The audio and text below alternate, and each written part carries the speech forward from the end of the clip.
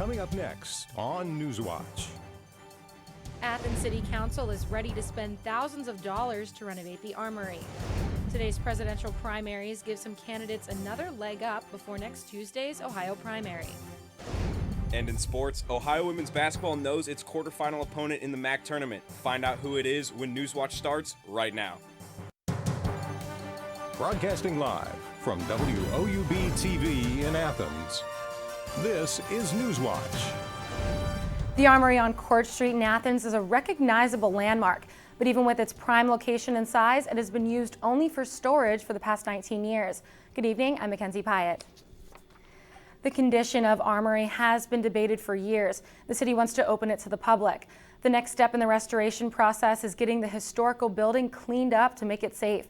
Last night, council approved spending $45,000 to remove asbestos and lead from the structure. Removing those substances will be the first step in developing it as a community space. Athens Mayor Steve Patterson has big ideas for the building. You know, big dream for this building, when it becomes a cultural center, to where this grand space becomes performance space, it becomes conference space. It's not going to be cheap, but we're exploring a number of different avenues in terms of funding streams just to bring it back to, again, a usable space. I think it's important that this space be fixed up, brought back into use again. Patterson says that fixing up the Armory not only would create jobs, but also bring in much needed revenue to the city. Also last night, City Council approved a new Arts West mural despite some community opposition. Those opposed to the location wanted the mural closer to the university where more people could see it. The mural is a project of an Ohio University art student. And the comprehensive master plan is designed to update Ohio University's campus to meet its current needs. The master plan is revisited every 10 years. The master plan has 5 main focuses. First, campus construction and renovations to use the space the university has to best of its ability.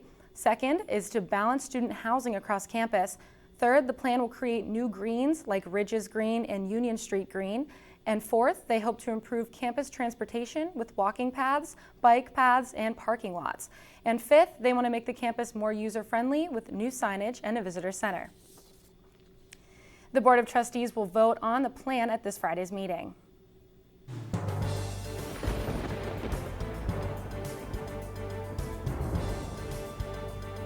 Good evening, I'm Nanda Harris. Hopefully everyone had a chance to get out and enjoy the warm spring weather today.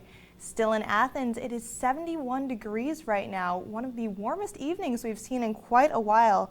Cloudy skies across the region will be clearing as we go overnight. The clearer skies will allow temperatures to drop down into the low 50s, a little bit cooler than we saw today, but still well above average for this time of year. Overnight in Athens, as we go through at 9 p.m., it will be 57 degrees with cloudy skies, and by the time we get to 3 a.m., we'll drop down to about 50, our low for tonight, with clear skies. Back to you, Mackenzie. Thanks, Ananda. And Donald Trump says he loves to win and is expecting to pick up more delegates today. What do the latest polls say, and can any of Trump's challengers beat him in today's so-called Super Tuesday number 2? Scott McLean has more. What pundits have called missteps, like to punch him in the face, I'll tell you, have turned out to be wins for Donald Trump. Every single poll had me winning big league, so that's good. I like that. But this challenge, he might want to rethink. I would love to take on Ted one-on-one. That's because while a new national ABC News Washington Post poll shows Trump leading by 9 points over his closest competitor, Ted Cruz, that lead disappears if the field narrows to just 2.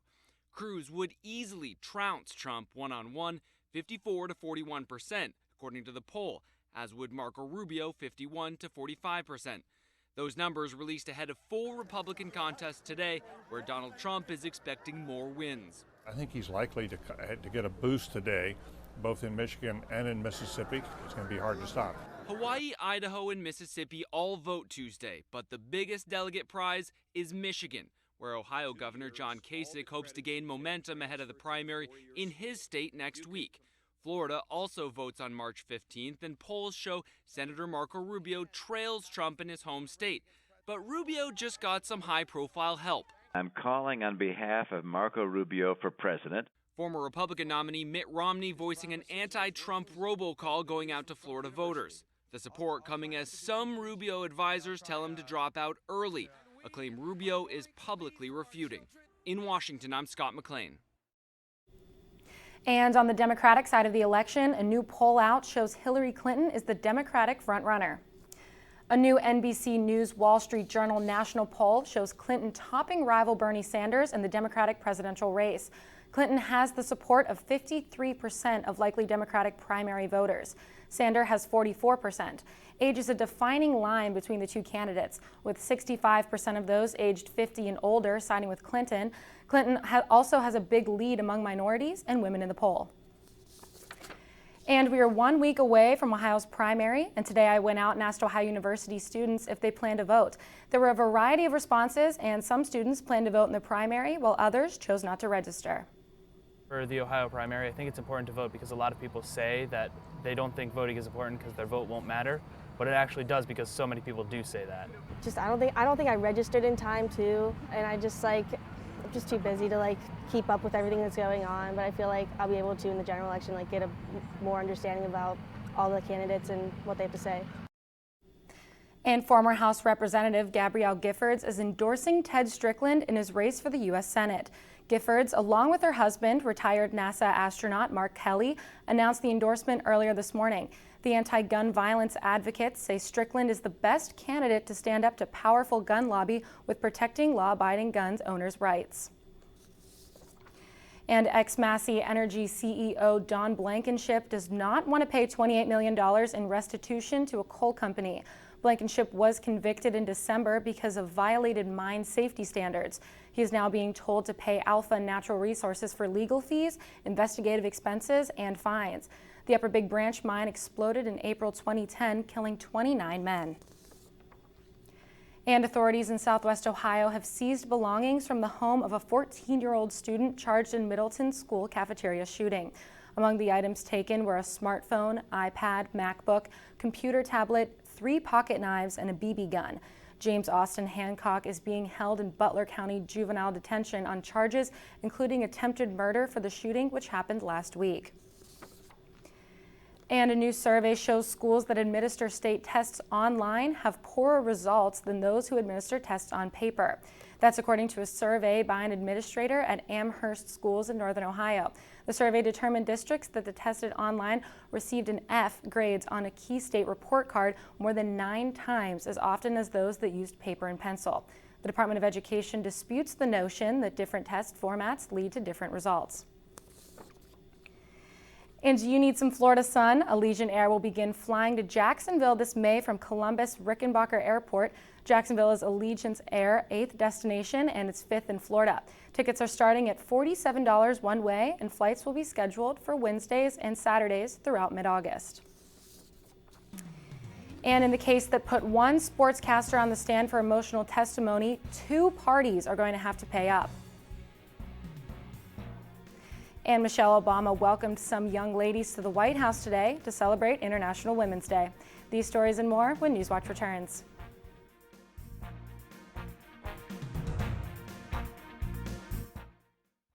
Really care. They care about my grades, they care about my opportunities, they care about my experiences, they want me to succeed. They give those opportunities to the students. My professors have been extremely approachable. Literally, their door is always open. You can go to them with pretty much anything. Everyone knows your first and your last name and where you sit in the classroom. I really never feel like I'm being talked down to or just being taught material. I always feel like I'm having a conversation. And they want to share those opportunities and those experiences with us. Ohio University students really have a huge sense of pride in our campus, in our school, and in our education. People don't come to Ohio just to go to college. They come here to become a Bobcat. It's a really unique atmosphere. Bobcat pride is having that natural camaraderie. Bobcats are just happy to be Bobcats. My favorite time of year at Ohio has to be homecoming. When the alumni come back, you can see that the love of this university doesn't fade. Once you're a Bobcat, you're always a Bobcat. The student body here at Ohio University absolutely is a family. The students support one another. You become this unit, this big, friendly family unit. There's this connectedness. You feel a part of something. driving in on the highway and just seeing the red bricks and the trees again, it's just like coming back home. There's great students, great professors. You just walk around campus and think, oh my gosh, I can't believe I go here. I feel like I matter in the community, and I feel like I matter here at Ohio University. It's home. Athens is home.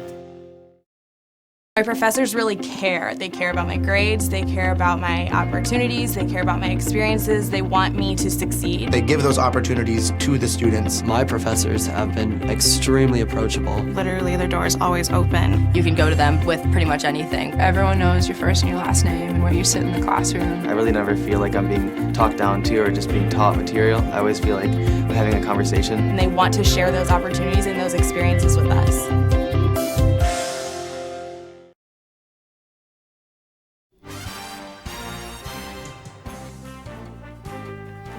$55 million. That's how much a Nashville jury awarded Erin Andrews. In 2009, Andrews checked into the Nashville Marriott. A stranger, Michael Barrett, also checked in and asked the hotel to give him the room next to hers. Barrett then rigged Andrews' hotel room so he could film the sports reporter in the nude. He then uploaded the video to the internet. The Fox Sports reporter went to court, and after a teary testimony, the jury says her convicted stalker and the hotel management are both at fault. It's so embarrassing. It was my private time. We never thought this would happen. In total, Michael Barrett will be responsible for $28,500,000, and the hotel group is ordered to pay nearly $27 million. Lawyers for the hotel management company say they are considering filing an appeal. And in celebration of International Women's Day, the First Lady Michelle Obama welcomed some young ladies to the White House today. Ms. Obama and the group visited Union Market in Washington, D.C., where she spoke to dozens of adolescent girls as part of the Let Girls Learn initiative. The initiative is a government-wide effort that leverages investments in global primary schools and expands them to help adolescent girls complete their education. Passionate about this because I truly see myself in these girls, in their hunger, in their burning determination to rise above their circumstances and reach for something more. And I know that many of you do too. And let's be clear, this issue isn't just personal to women. I have met countless men who learn about the plight of girls around the world, and they look into the eyes of their daughters and wives and mothers, women they deeply respect and love, and this issue becomes personal for them too. The First Lady will participate in a series of events in support of adolescent girls' education around the world. Athens and Ohio University will be celebrating International Women's Day, with the OU's Women's Centers Festival. The festival will be held in the Baker University Center Ballroom from 2 to 6 p.m. This year marks the 8th year of the OU-sponsored celebration. A couple new additions this year will be 2 Masters of Ceremonies, a featured performance, and a portion of the event will be explicitly child-friendly. The event is free and open to the public. And on Wall Street today, stocks closed solidly lower, led by a drop in energy companies as the price of crude oil took another tumble.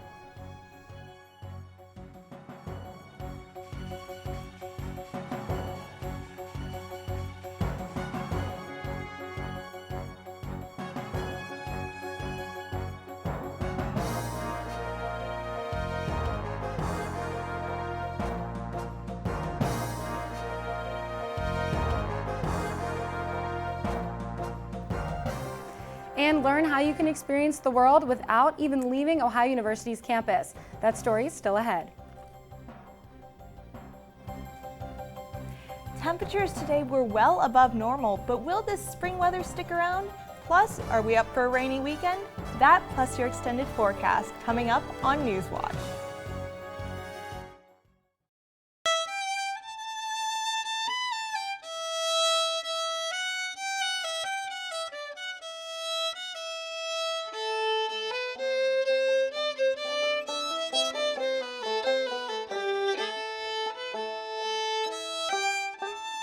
Nestled in the heart of the Hocking Valley sits a town with a story.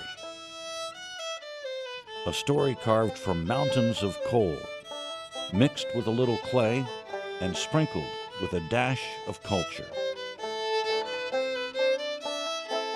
It's a story of national significance and local pride. A story rooted in the past that's still being written today. Join WOUB on March 19th at Nelsonville York High School for the premiere of Our Town, Nelsonville.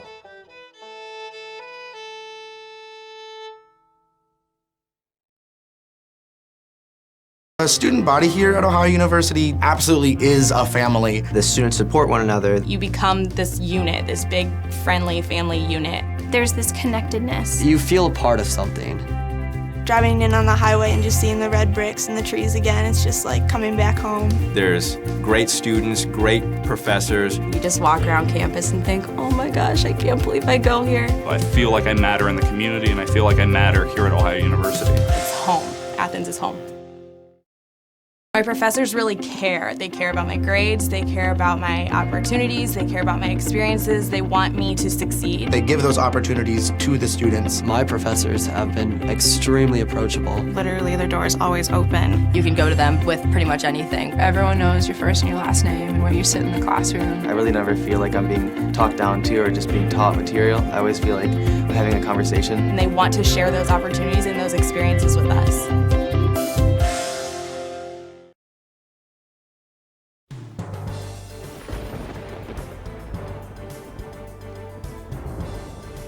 Welcome back to the Newswatch Weather Center. I'm Ananda Harris. Currently in Athens, it is 71 degrees with partly cloudy skies. We saw temperatures well above average for the day today, hitting a high of 75 degrees earlier. And if we look across the region, temperatures right now are all in the low 70s, a little bit cooler up in the capital at 69 in Columbus, but all, again, well above average for this time of year.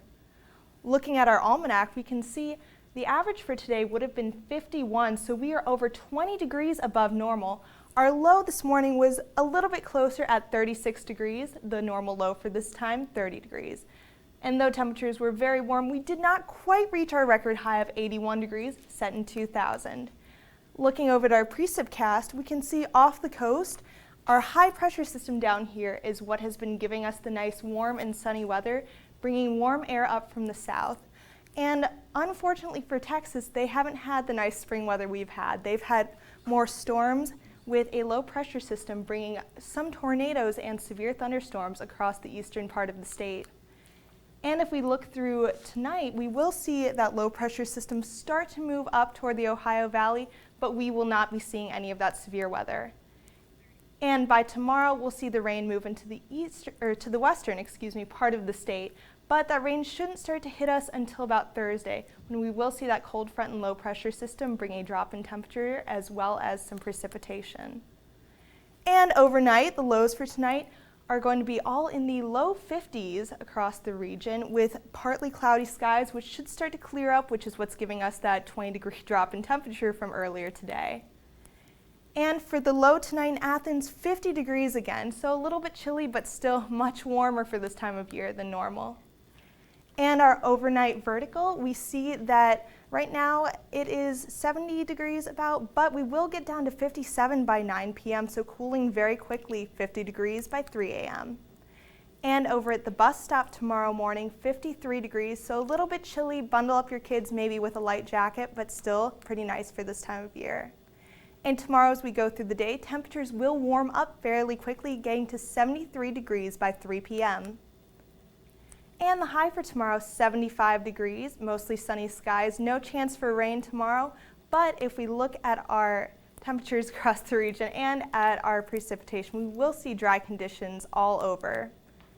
In our 7-day, however, we will see that chance for rain come into the region by Thursday with a 60% chance of showers. So we see that cold front move in, which will drop our temperatures a little bit to 64 degrees for the high on Friday. As we move through the weekend, though, temperatures will start to warm back up at 69 on Saturday and 71 Sunday with a chance for thunderstorms. Back to you, Mackenzie. Thanks, Ananda. And an endorsement of innovation for the Scripps College of Communication. The college will get nearly $900,000 in innovation grant funding for its immersive media initiative. Newswatch at Noon reporter Cullen Quigley shows us what immersive media is. Oculus Rift, a virtual reality technology that can teleport you anywhere around the world or into your own imagination in seconds. Through a pair of goggles and headphones, imagine a virtual world where you can ride a roller coaster, bungee jump off a bridge, or swim next to a humpback whale. This technology is already available for students at Ohio University. The students see this not only as like cool technology, but they see this as their future in an industry that's really just starting to come together. The Oculus Rift may look like mere ski goggles, however it's the technology through the lenses that makes it something spectacular. Through a contraption using 6 GoPros, users are able to record and create full interactive surroundings, to then later import them into the Oculus Rift for a realistic experience. Your senses are so disconnected that they're a part of this reality, right? So, yeah, in many ways, you are disconnected from reality. It's more fully immersed than anything that we've ever experienced as humans. For students at Ohio University, the possibilities are endless. People that are non-technology but are amazing at, something in humanities or something in data analysis or something in paleontology, they can look at this tech and dream about what they can do. And that's the most exciting thing about it. Though the Oculus Rift may have the potential to be as big of a game changer as the iPhone, it's still technology that even professors here at OU are trying to understand. Well, we're bootstrapping a lot of it. We would always like higher end computers, but right now we're using kind of the upper level iMacs that are part of the Grid Lab here at Ohio University to do most of the development work on. How to use the tech, what's emerging, how do we incorporate that in? And the vision is that we have a department within OU that can be bringing that tech online, keep our students on the cutting edge, and be putting out and pushing out great projects in all these different content areas across campus. You never know, one day your classes will be taught through a pair of virtual reality goggles. The future is now. Cullen Quigley, WOUB News. The grant was awarded 1 of 4 to the project on campus as part of OU's Innovation Strategy Program. The Innovation Strategy Program committed more than $4 million to the grants. Ohio baseball battles Marshall in a 1-game showdown tomorrow. Plus, the Cavs tried to tame the Grizzlies last night. Find out how the Wine and Gold fared next on Newswatch. And stay tuned to WOUB. Here's a look at what's coming up tonight on your public television station.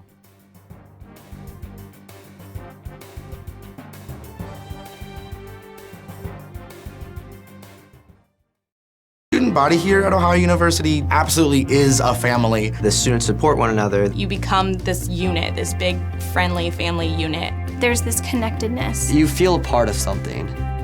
Driving in on the highway and just seeing the red bricks and the trees again, it's just like coming back home. There's great students, great professors. You just walk around campus and think, oh my gosh, I can't believe I go here. I feel like I matter in the community, and I feel like I matter here at Ohio University. It's home. Athens is home. Ohio University students really have a huge sense of pride in our campus, in our school, and in our education. People don't come to Ohio just to go to college. They come here to become a Bobcat. It's a really unique atmosphere. Bobcat pride is having that natural camaraderie. Bobcats are just happy to be Bobcats. My favorite time of year at Ohio has to be homecoming. When the alumni come back, you can see that the love of this university doesn't fade. Once you're a Bobcat, you're always a Bobcat. My professors really care. They care about my grades, they care about my opportunities, they care about my experiences, they want me to succeed. They give those opportunities to the students. My professors have been extremely approachable. Literally, their door is always open. You can go to them with pretty much anything. Everyone knows your first and your last name and where you sit in the classroom. I really never feel like I'm being talked down to or just being taught material. I always feel like I'm having a conversation. And they want to share those opportunities and those experiences with us. The student body here at Ohio University absolutely is a family. The students support one another. You become this unit, this big, friendly family unit. There's this connectedness. You feel a part of something. Driving in on the highway and just seeing the red bricks and the trees again, it's just like coming back home. There's great students, great professors. You just walk around campus and think, oh my gosh, I can't believe I go here. I feel like I matter in the community, and I feel like I matter here at Ohio University. It's home. Athens is home.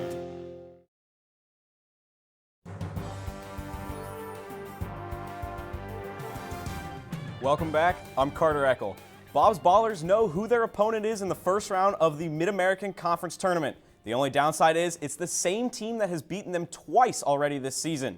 The Cats will battle the Buffalo Bulls, who are the hiccup keeping Ohio from a perfect MAC regular season.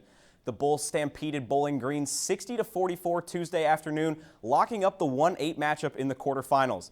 The two previous meetings between the squads highlighted Buffalo's ability to prevent the Cats from hitting three-pointers. Ohio hit just 11 of its 57 attempted threes, which is under 20% from behind the line. The Cats will look to start their run back to the NCAA tournament. Tip-off is scheduled for 12 p.m. Wednesday. Now leaving to the court and on to the diamond, where the Ohio men's baseball team will travel to Huntington, West Virginia tomorrow to match up against Marshall at 1 p.m. The Bobcats are off to a slow 4-7 start to their season, but look to continue their winning streak versus the Thundering Herd to 3 games. Marshall is 4-5 this year and is on a 3-game winning streak of their own. Ohio's lucky number is 10, as they are undefeated when they score over 10 runs, but they're only 1-7 when they do not. However, look for this game to be pretty even, as both teams are vying to inch closer to 500. Like sports, better yet, like sports radio, well, WOUB has 2 sports radio shows, Face Off on Tuesday, hosted by yours truly, and Sports Beat on Thursday. Both hit the airwaves at 6 p.m. on WOUB AM 1340. Don't turn off your TV to catch the end of Face Off, though, because all those episodes can be found online on soundcloud.com/WOUB Digital.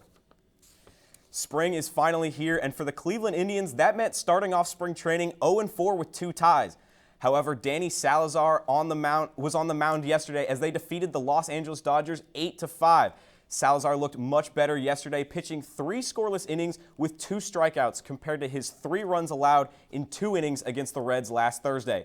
The Indians had their best offensive performance to date, scoring 5 runs in 2 innings off of Alex Wood.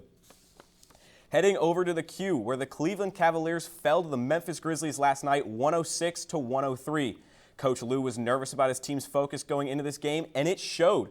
The Cavs, who were 27-5 at home going into this game, looked sluggish after a day off and trailed by as many as 14 points. The Grizzlies, who played without many of their key players, forced Kyrie Irving to heave up a desperation 3 at the final buzzer, but it came up short, much like the Cavs all night. All LeBron had to say at the end of the loss was that they are not a playoff-ready team, and at 44-18, they are still learning. Moving down to the capital, the Columbus Blue Jackets will be taking on the Detroit Red Wings at 7 p.m. tonight. Even though the Jackets' season may not be what they had expected, the Red Wings are fighting to keep their 4-point cushion on the second wildcard spot in the East.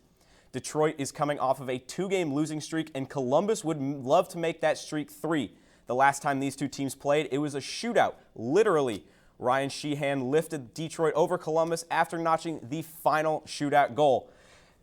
That's it for sports. Back to you, Ananda. Thanks. Still feeling the effects of that wonderful spring weather today. It is 71 degrees right now in Athens with partly cloudy skies. We will see things cool down pretty quickly tonight, though. 57 degrees by 9 p.m. and 50 by 3 a.m. And if we take a look at our 7-day, things will still be pretty warm tomorrow, but we will see things cool down a little bit by Friday as a cold front moves in. And for the weekend, we'll see a chance for some showers and even a rumble of thunder or 2 on Saturday and Sunday. And the nice sunny weather will return as we go to the beginning of the week. Over to you, Mackenzie. Thanks, Ananda. And that does it for our broadcast this evening. Thanks for watching. I'm Mackenzie Pyatt. Stay tuned for the PBS NewsHour coming up next. And remember, you can view the latest news anytime at WOUB.org. Have a great night.